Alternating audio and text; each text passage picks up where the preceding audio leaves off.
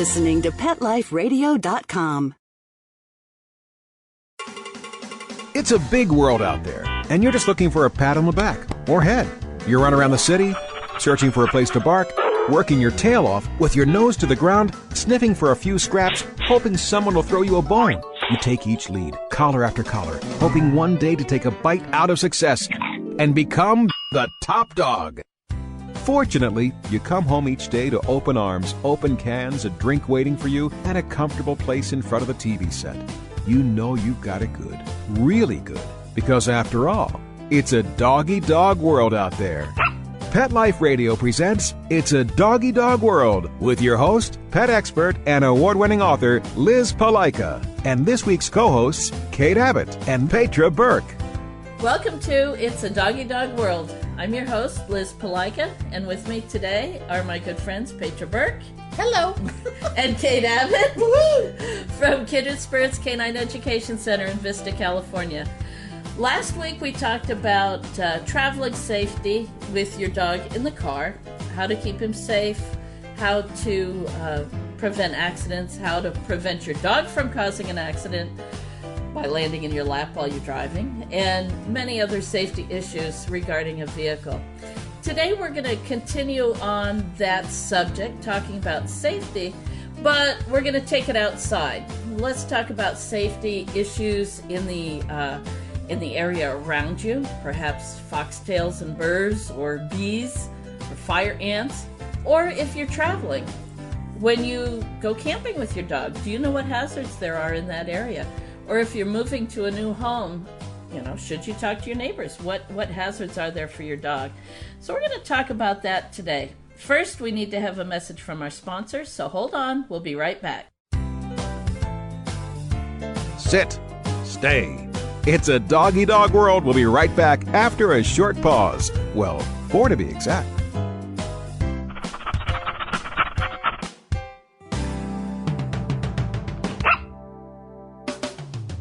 Does your dog have problems walking with its back legs?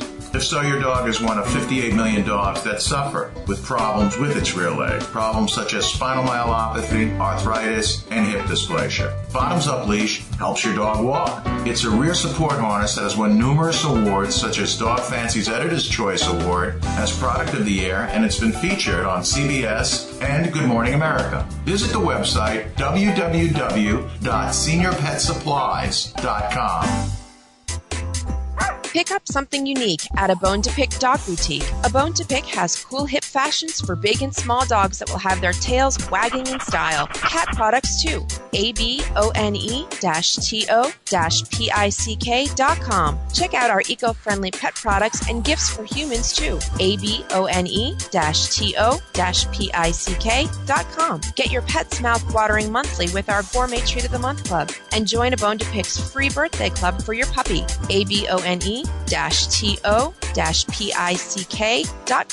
Pick up something special for your best friend at A Bone to Pick. abone-to-pick.com. Get 10% off with coupon code PETLIFE. New York, the glitz, the glamour, the exciting Mutt-tropolis, the sparkling kitty city that never sleeps. Join us each week for Pets in the City with your host, Diane West. Celebrity pet sightings, hot events, and news and reviews with the hottest movers, shakers, and tail waggers in New York. So take a bite out of the Big Apple with Pets in the City every week on demand, only on PetLifeRadio.com.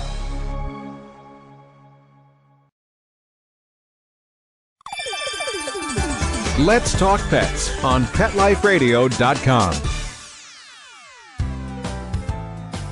We know you're begging for more. So back to It's a Doggy-Dog World with your fetching hosts, Liz Palaika, and this week's co-hosts, Kate Abbott and Petra Burke. Welcome back to It's a Doggy-Dog World. I'm Liz. With me today are Petra and Kate, and we're going to talk about some safety issues. I think Petra can give us our first story, though, because she had a really, really scary episode with her Pomeranian, Keely. Yeah, all of us have bees around the house, and it's normal. You get them in the trees and the plants and stuff. Well, we had an old abandoned owl box. And it's been there for a couple years. Well, the owls moved out, the bees moved in, and initially they were just the regular honeybees. No problems whatsoever. Then, a few months ago, we were redoing a goat pen that's located below this pole that the box was on. Tapped on the pole, heard buzzing. It was my dad, my mom, my aunt. We all looked up, and then we just yelled, "Run!" And a swarm of bees. Now, at this point, didn't know what type of bees yet. Came down. I had the Pomeranian out. She's always by my side. So we all ran, including her. Well, my mom got stung a few times. My dad, luckily I hadn't. My aunt hadn't, but wasn't sure on the palm. So I had my daughter brush through and said, check her out completely with her heavy coat, make sure there's no bees in there, blah, blah, blah. I don't know if she was stung. We never found a stinger. I don't know if she just snapped at it and maybe swallowed one. But all I know, my daughter came out. She was trying to shove pieces of Benadryl down her throat. Keely came out the house, went to the front yard, and collapsed. And at that moment, I thought, oh, God, she's either got stung or she swallowed something. Grabbed her, limp body, gums were turning blue, scared the living heck out of me, and I thought, okay, I know what to do. So I started CPR. And I ran with this poor little limp dog, ran up to my neighbor next door, knowing theirs is dog savvy as us. My parents wouldn't know what to do. No offense, Mom and Dad. But ran up there, and immediately as I'm running into their house, yelling at what's going on, still giving CPR to Keely, put her on the counter, and we're thinking, oh God, we got to put something down her throat. We have to open her airway. And good old Starbucks straw. Thanks, Starbucks. But it's nice and wide, and we just clipped a piece, and I held her neck as straight as I can, and Annie had slowly and gently put the straw down and blew in it a few times as I'm doing chest compressions, and all of a sudden we hear this little breathing coming through the straw. I was like, oh, thank God. In the meantime, Katie, my friend, is on the phone calling the ER vet and seeing what we could do because it's a distance to get there. How can we stabilize her? Well, luckily she was relaxed. She was breathing. We threw her in the car, took her there. The Benadryl, something got down her throat because it kicked in enough. It started opening her airway. The straw came out. She was breathing on her own. And the vet said, I explained to the vet what we had done. He said, you literally saved your dog's life. So that made me very proud. But it was very scary. I mean, to see everything just turn blue. She was limp as can be. And all I thought of, it was my first time doing CPR on a dog. But I remember, having, class or something years and years ago, not to breathe too hard because it's a little lungs, little bitty dog. tiny lungs. Yep. But she now, unfortunately, is terrified of anything flying around her. And you can understand why. Yeah. Yep. So there's a couple lessons here. One, the Africanized bees are moving in everywhere. Oh, that's one thing. And yes, we did find out they were Africanized. We had a bee guy come. We wanted them to remove the whole hive. Right. He said he couldn't. They were Africanized. He had to destroy them. Right. And that's basically what we found out. Now, he said, thank goodness we did, because we also have livestock, goat, chicken, horses, and other dogs. Livestock. Yep. And he says they will have eventually swarmed and have killed your other animals. Yeah. And who knows, maybe my daughter or me, if we're out there and not paying attention. Sure. Next door. Yeah, next door, they've got a dozen horses, and there's other people with goats, so they could have swarmed not just my house. Well, and the people neighbors behind you and the houses behind you have small kids. Yes. Yeah. So the Africanized bees have moved in everywhere. Also, having that CPR knowledge. And we've talked about having the classes here at Kindred Spirits, and we're still working on that. You can contact the Red Cross in your area. They do have pet CPR classes, and that's what we're working to get here at Kindred Spirits. You can look at it in your area. Talk to the Red Cross. Humane Society, some of them also sponsor CPR. Sure. Pet health classes. It is worth it. You never know when basic first aid, if your dog gets injured, cut. But I tell you, when it came to the situation, thank goodness. The other thing is always have Benadryl on hand. Oh, yeah. Always have it on hand. You bet. If you have questions about the dosage, you can talk to your veterinarian as to how much to give your dog should something like this happen. But one of my dogs in years past was allergic to bees. She'd been stung. And when you're allergic, for those of you who don't realize it, the first sting is not the one that causes the problem. That's where the body builds up the antibodies. It's the subsequent stings, and each one can get worse. So Ursa had been stung. It hurt. She got mad. Then she started snapping at bees. And we were on a picnic one time when she snapped at bees, obviously caught one in her mouth and got stung, and her mouth started to swell. Well, that's really the dangerous, because the airway can swell shut, just like with Keely. Luckily, I had Benadryl at hand. We got it in her really, really quick, and the Benadryl took effect before her airway was threatened. Which is two good points. One of the reasons that bees are so much more dangerous to dogs, for a lot of ways, their body size is smaller when they do get stung. Two, the dogs tend to snap at the bees and get stung in the mouth or around the mouth, making it get into their bloodstream that much quicker. And threaten their airway. Yep. And then, and on the Benadryl, there are now, by the way, dissolvable gel strips. Yes. And I have those in hand. I do too. And you can, if for your dog, you can take those, depending on the dosage your veterinarian recommends, 1 or 2 perhaps, and put them, the recommended place for a dog is to put them under the dog's tongue. Now, they don't taste good. Having used them myself with my allergies, they don't taste good. So you may have to forcibly keep it in there. Don't get bitten. But you may have to work to keep it in there. But they dissolve very, very quickly. So let's continue insects. How about some other dangerous insects? Fire ants. Oh, I hate fire ants. In my youth, I was caddying on a golf course for my father. He hit into the rough. I sat down on a stump while he was searching for his ball. Yes, and even though I was at that embarrassing age of about 13 or 14... I bet you stripped. I ripped off my shirt and I was screaming. They were all over me. Oh. Left little welts. Yeah. Oh. This was in South Carolina, so they are more common in the South. I have been told that they have moved into Southern California. Oh, Lord. But... they followed me. Yeah, it's your fault. They do not go past the freeze line. So those of you in the northern parts of the United States aren't going to be bothered by them. But all of us who live in the Sunbelt states, they're moving. They also have been known for killing pets and livestock. They swarm and they bite and bite and bite. The other part about insects with dogs is that they tend to stay there and fight the insect rather than run away from them. Yes. Yep. Fire ants, I haven't had any personal experience, but my thought is get them off your dog, call your veterinarian right away, and then definitely call pest control about taking care of them. Yeah. Definitely. I was, there was a blog from an obedience club in Florida, and they apparently were being filmed, and they had to work in this one area. So they ended up spraying insecticide on the dog's feet, like off, sure, or something like that. As long as you don't let the dog lick it. Yeah. Right. Yeah. That I'm assuming that probably some of the gentler, more natural pest controls probably won't work. The ants probably go right through it. I don't know. It's a good reason to move away. But anyway. And then, of course, there's ticks. Boy, ticks are carrying more and more diseases. They're one of those little insect pests. Are there any good reasons for ticks to exist? Does anything eat them? They live on blood, and therefore they transmit everything that's blood-borne. So fleas and ticks. Between Lyme disease and Rocky Mountain spotted fever and a variety of other diseases, ticks are horrible. There are preventatives that usually prevent fleas, and they do have some residual effect on ticks.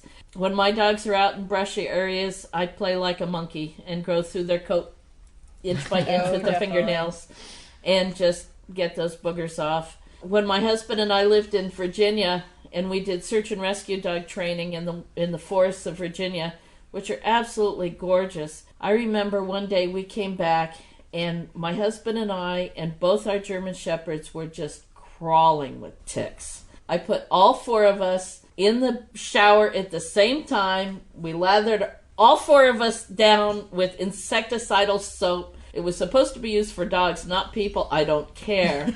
I have freckles. When you have freckles that are crawling, it's absolutely disgusting. It's hard enough to take them off of dogs. I can't imagine one on me. Oh, I had that, but I would just probably freak. I was picking him off. freak. I was picking him off Paul while he was picking him off me while we were picking him off the dogs. It was disgusting. And they're crawling up the shower wall. Oh, I never ever forget that. I'm itching now. Yeah, what you can't see over the podcast is Liz just scratching like a great big ape. Yeah. Absolutely disgusting. Well, let's talk about how to remove ticks too, because there's so much bad advice out there. Well, the first thing you don't want to do is squeeze the tick, because that's going to force blood from the tick back in under the skin. And if the tick is carrying disease, that's going to increase your chances, or your dog's chances of getting it. I love the old blow out the match head and put it on the tick's butt. Oh. To get them to back out. I never found that to work. No, and I've always been a little worried about burning the dog. Yep. There's the Vaseline trick. When I worked for the veterinarian, that was a big one. Put a dab of Vaseline on and the tick will suffocate. But that never seemed to make much sense because the tick's head's in the skin sucking blood. Yeah. So he's got a nice greasy butt. And by the time you've given up waiting for it to back out and you try to pull it out, now you got this he's greasy and Vaseline slippery. thing. Yeah. Like a grease pig. I saw a little gadget that was advertised that looked like it had a little V. It was a plastic with a V. Oh yeah, you see them at the pet stores and almost stuff like now. a little spoon. Little spoon looking. Scrape it along the skin, catch the tick, and pop him out. Yeah. But no, you're supposed to twist. Is that what it is? Is twist? But you get under the body and then and twist. get the neck of it in the V. Okay. And then come out in a spiral. Ah, okay. I'm sorry. When I find a tick, that's what fingernails are for. Well, exactly. The good news on it is if there is any squeezing and things go around, at least your fingers aren't there. Yes. And for those that are a little more squeamish about touching it, I take great pleasure in pulling that sucker out and dropping him in alcohol, which is don't flush him down the toilet because most of them live and then they're just downstream. So put him in alcohol. actually Or some vets, squish them. well, some vets do recommend that you keep it just in case your dog does develop some problem later on. They can test the tick. I don't know why. Here's my pet tick. Yeah. His name's Dot. I'm sorry, that tick's not gonna last long enough. They can examine the tick that's in the alcohol. Isn't there a superhero, the tick? Oh, jeez, I don't know. You said it in all capitals like that. So. And then, of course, there's fleas. My husband and I had a cat named Flea years ago because he was brown, and when he was a kitten, he jumped around like a bug. And he moved into a house with 2 German Shepherds, and in that time we said, well, all dogs have fleas, so there's Flea. He lived 16 years. He was an awesome therapy cat, but he went through 16 years with the name of Flea. I remember Flea. He was a great cat. Yeah, he was. He was a really great cat. He was a cool cat. Thankfully, today, there's so many preventatives that make having fleas or eliminating fleas so much easier. Mm-hmm. I know my dogs are on preventatives, and they work wonderfully. And they have a new one that came out. I was at the vet just last week, and I can't remember the name of it, but it's a monthly. It's like the version of Advantage, but it's an oral. So the people who don't want to put anything on the skin on the outside, stuff, they can actually give an oral tablet to the dog. And something had just come out, so you have to check with the vet. I can't remember the name of it. But when I talked to my vet about it, my question to her, which she was going to check into, is this tablet, that's the internal version of Advantage, that you take, does it work as well together or with Sentinel? Oh, for the heartworms. Yeah, which she's going to check into. I said, can you give both of these tablets to a dog once a month? Is there going to be any toxicity problems or any side effects? We looked at the brochure and nothing was mentioned on there, but she was going to make the call. Sometimes when the new products come out, I like to wait a little bit and see what the... Yeah, and that was one of the things I asked her. So, have you heard anything on it? She says, we've only carried it for 2 months now, and I haven't heard good nor bad. So Sure. she can't say it's working, but hoping it does, because people, especially people or families with children, Oh, definitely. they'd rather give something internal Well, for the I dog have to than admit, external. when I put the advantage on my dogs or cats, you have to wait at least 24 hours to scratch them behind the head because you get all Yeah. greasy and nasty. Yeah. And if you're doing therapy dog work, that's a Exactly. definite downside. Yeah. Sure. So, but it is much easier to control fleas nowadays, and oh, that's wonderful. Every now and then I worry about the toxicity of long term of giving insecticides internally or topically, but then I remember all the hours as a vet tech that I used to give lectures about the fleas and how Oh, to we get used rid to of them. spray the backyard and spray the house and bomb the house and dip the dog and spray the dog and And how many and- dogs that came in, they were actually, or in cats, anemic, oh on the verge yeah, of death Right. sure. from fleas. So in the balance, I think my dogs are much healthier today, Yeah. even taking the things that we have today. And I do feel better not spraying my house all the time and not Right. spraying the backyard all the time. I was always concerned about all those insecticides. Well, and then having tile like you do, I have Sure. carpet, so we're still fighting it. Oh. But tile is so much better than carpet. The tile was a wonderful choice. Mm-hmm. Wonderful choice. Both for my allergies and for other things. Okay, now, so that's talked about a lot of insects, but I noticed Kate wrote a little note here. Leeches. I think I was casting my mind back to being in South Carolina. Oh, I remember them in Virginia. There you go. Oh, I hated those damn things. Uh. I don't think they got on the dogs, though, with the hair coat. I remember them on Paul and I. Yeah, I remember them on me. Yeah. But I think with the dog's hair coat, I don't think they were as apt to get on the dog. well, you're talking shepherds too. But Oh, maybe, German Shepherds. Oh, maybe a short-haired Doberman dog? Pinscher or a German Shorthair Pointer. That's a possibility. Yeah. Definitely, if you live in an area of the South where it's hot and humid and leeches are a natural pest, I certainly look into it. Glad Here I'm in not Southern there. California, thankfully, we don't have to deal with that all that often. And actually, the good news is they don't carry anything. They just make you squeamish. Oh, they're like a giant slug that's attached himself to suck your blood. Okay, Petra's gonna puke now. That's just nasty. All right. Okay, let's move on to something Petra can talk about. More How warm blood. about plants? I mean, there's a lot yeah. of plants out there that are a problem for dogs. Yeah, and I think my number one issue is foxtails are darn things. Does I don't know if I everybody can what a- vacuum up my whole, what was it, 2 acres? Well, if I could vacuum all up and get rid of the foxtails, I'd be so happy. I could see Petra out there with a big shop vac. Oh, God, I hate those things. No matter how many Well, times let's you- talk about what a foxtail is. A nuisance, annoying. Well, I'm always surprised when somebody in the class, in one of my classes, says, I don't know what a foxtail is. So I can walk 3 feet away, pick one, and bring it back. Here it is. It's Yeah. a grass seed. It's the seeds of grasses that has a sharp, pointy, barbed end at one end and little wings at the back, and it only moves in one direction should it get in your dog's coat. Yeah, Think arrowhead, but fluffy. Many, many, many small little arrowheads. Yeah. yeah. And Teddy's had a horrible problem getting them in his feet. Oh, I know. And I mean, all my dogs. Teddy's a lush coat shepherd. You'd think he'd have his feet protected, but no.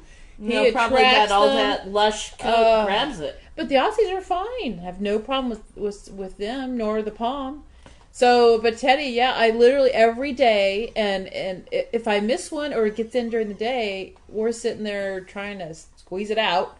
But with tweezers, every evening, all 4 feet, doing between his pads and plucking Poor out. Teddy. Oh yeah, so he's indoors a lot. He's with us just to keep him from roaming around the yard, and he loves to run. But not now, not while Yeah. not so dry. All right, we need to make him some waders. We need booties. Booties! We need that's- booties. Well, they sell booties for dogs. Yeah, That's so certainly a good I'm at idea. this point where I might get them for him. Yeah. But then and it's not just in their feet. You can get in their coat.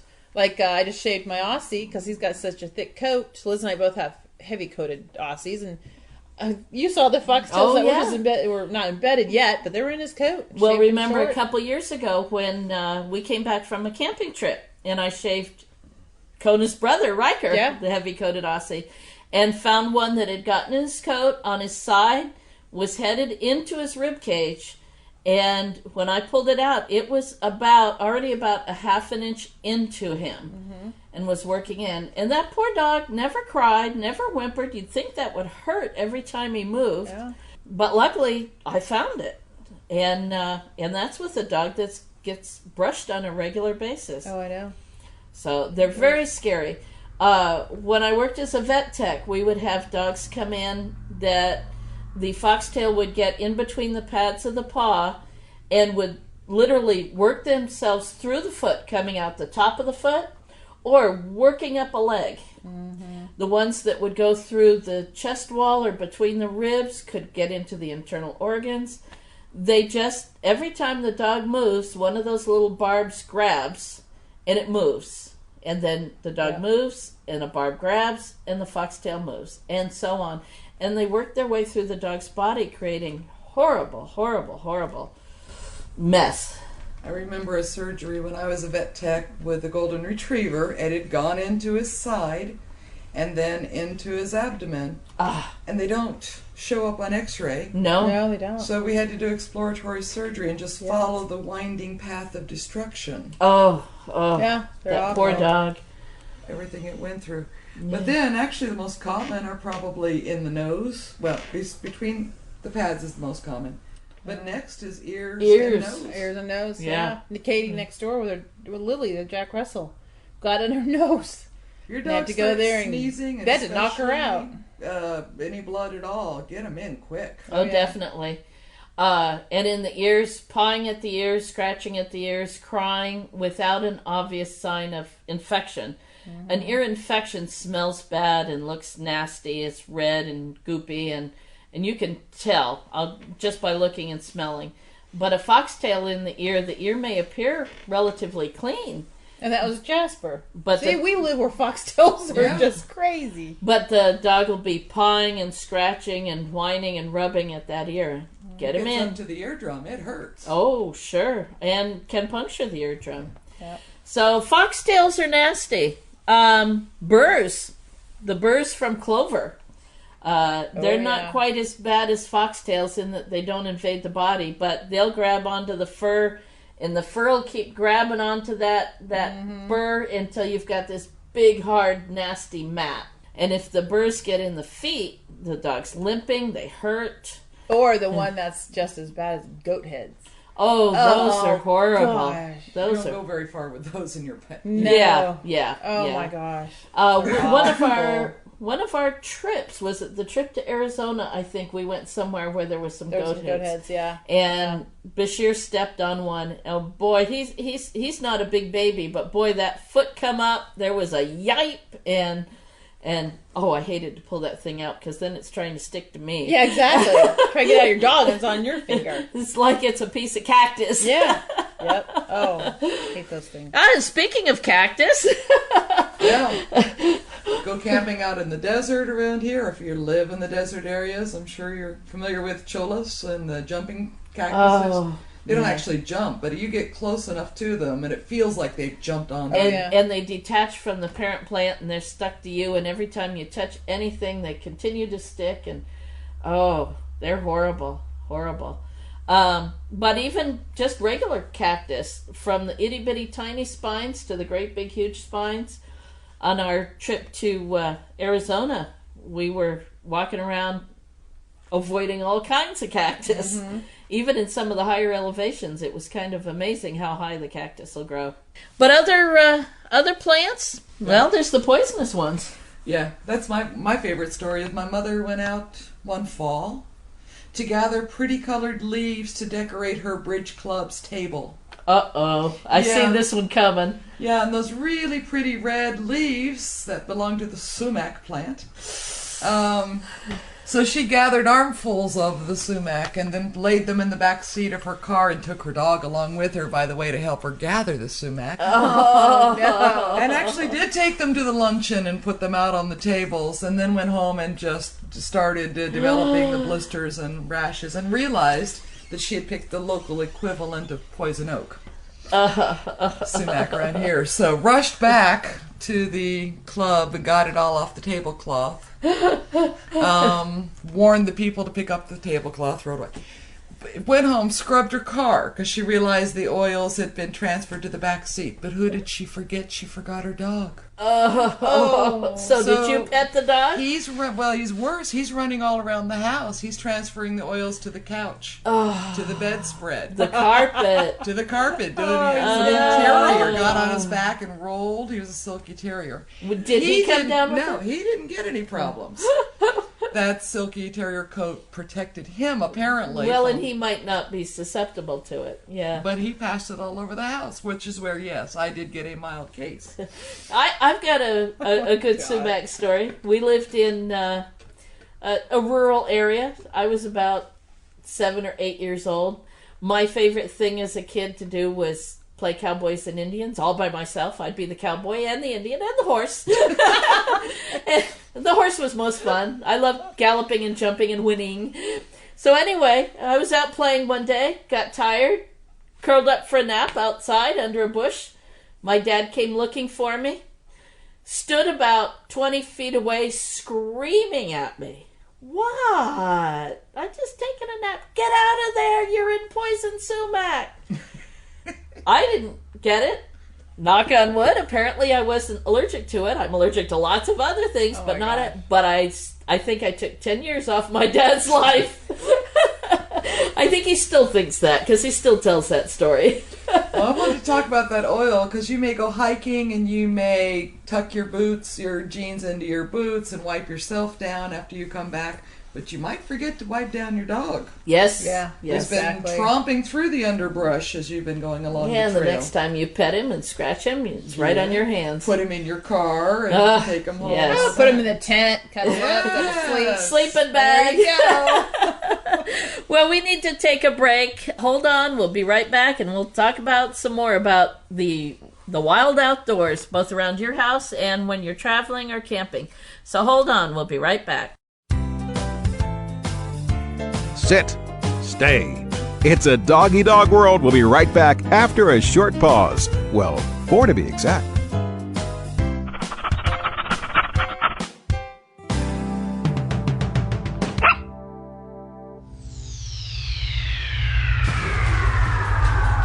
Greetings, human. What planet am I on? Welcome to Pet Planet. Here's a copy of Pet Planet Magazine, Florida's most informative and fun pet resource magazine. It features heartwarming stories and informative articles from local and national pet experts. Excellent. Pet Planet Magazine offers Operation Planet Rescue, helping rescued pets find new homes. And it's available at 500 locations in South and Central Florida and 24/7 on the internet at petplanetmagazine.com. If you're out and about with your pet, you may be featured in Paparazzi, candid pictures of you and your pet. For up-to-date pet-friendly events, activities, and pet-related services and products, Pet Planet Magazine is your final destination. I shall take this magazine home with me. Back to your home planet? No, to my condo in Boca. Pet Planet Magazine. Check them out at www.petplanetmagazine.com or 352-394-8578. It's out of this world.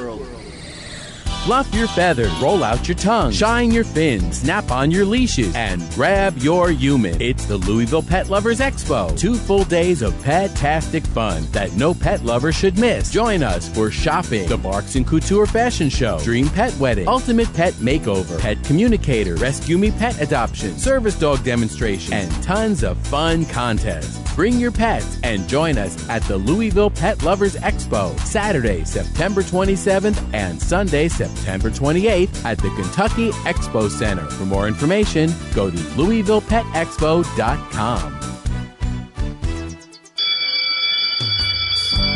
School's in session on Pet Life Radio with Teacher's Pet. Learn how to communicate with your pet, train your pet, and see the world from your pet's point of view. You may even learn a few tricks yourself. Teacher's Pet, only on PetLifeRadio.com.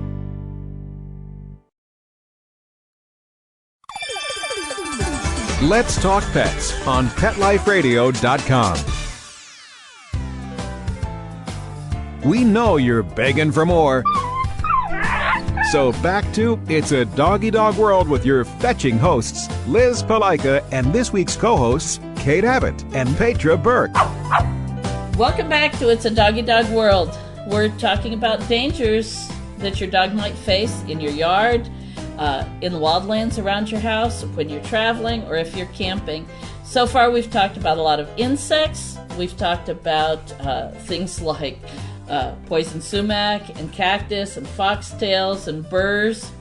There's some other plants, though, that your dog may come in contact with that he's not familiar with. Mushrooms are one of those. Oh, yeah. Or fungus that grows in a rotting log up in the forest, especially damp forests. Our dogs see a lot of landscaping plants in our yards, but they may not see oleander or some things like that.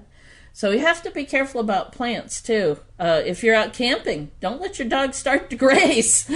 Oh, yeah. Don't know what they're going to be grazing on. Who knows what they're going to be grazing on?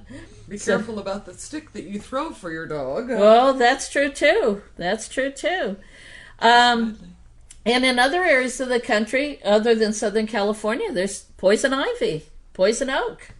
Those are just as dangerous as poison sumac, and both have oils, just like poison sumac does, which can be a problem. So basically, be knowledgeable of your area. If you're going camping, ask the park ranger what some of the dangers are in the area. If you're moving to a new region, talk to a veterinarian, talk to your neighbors, learn to recognize the plants, learn to recognize the problems.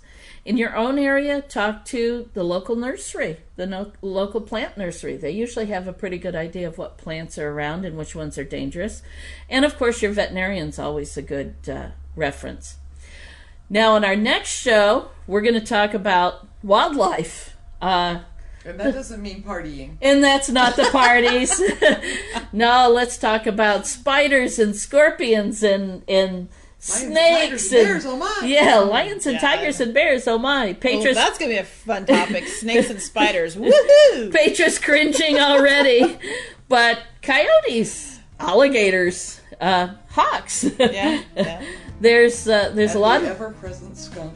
Yes, the ever-present skunk. Yes, there's a lot of dangers out there, and they can be a problem for our dogs. But that'll be our next show. So I hope this has been an informative show for you. I hope you've learned a little bit, and I hope you just take a little care when your dog's outside with you. Enjoy the outdoors. We do. We travel. Oh, yeah. We go camping whenever we can. But you can do so and take a little care. So that's it for this show. Signing off, I'm your host, Liz. With me is Petra. Bye-bye. And Kate. Bye from Kate. And we'll talk to you next time. Having a rough day? Longing for the dog days of summer? Think your fun furry friend lives a dog's life? Well, find out everything you're begging to know as Pet Life Radio presents It's a Doggy Dog World with pet expert and award-winning author Liz Palaika. Every dog has his day, and you'll find out how to make your dog's day fun and rewarding every week on demand, only on PetLifeRadio.com.